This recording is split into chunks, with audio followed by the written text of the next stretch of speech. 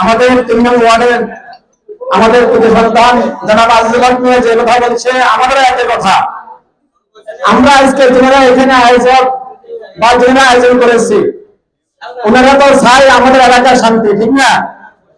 আমরা হাজারো শান্তি চাইলাম, আমরা আমাদের বিরুদ্ধে আয়োজন করলাম, মিটিং করলাম, আমরা ধরে দিলাম, কিন্তু যদি প্রশাসন আমাদেরকে যথাসাধ্য সহযোগিতা না করে, আজকে ধরে দিলাম, কালকে ছেড়ে দিল, সকালে ধরে দিলাম, বিকেলে ছেড়ে দিল, তাহলে প্রত্যেক দিন এরকম হাজারো করলে তো লাভ হবে না। এই জন্য আজকে এখানে প্রশাসনিক লোকজন আছেন, আমি সকলকে অনুরোধ করব, আপনারা যদি আন্তরিক হয়, ইনশাআল্লাহ এই ইউনিয়নের হয়তো 30,000 প্লাস ভোটার বা লোক আছে, সবাই কিন্তু মাদকের সাথে জড়িত নয়, গুটি কয়েকজন লোক জড়িত।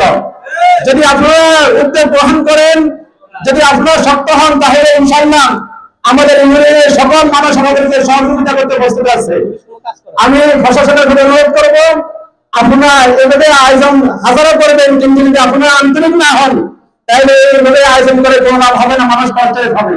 এজন্য আজকে অনুষ্ঠান থেকে আমি প্রশাসনের অনুরোধ করব, আমরা ইনশাআল্লাহ সর্বদলের পক্ষ থেকে যে সমস্ত মাদক সেবী আছে, মাদক ব্যক্তিরা আছে, মাদক কারবারি আছে, ওদেরকে আইনের হাতে সমর্থ করার জন্য আমরা আপ্রাণ চেষ্টা করবো। ইনশাআল্লাহ যদি আপনারা সহযোগিতা করেন, তাহলে 19 নং ইউনিয়ন থেকে মাদক নির্মূল করা খুব সহজ হবে ইনশাআল্লাহ।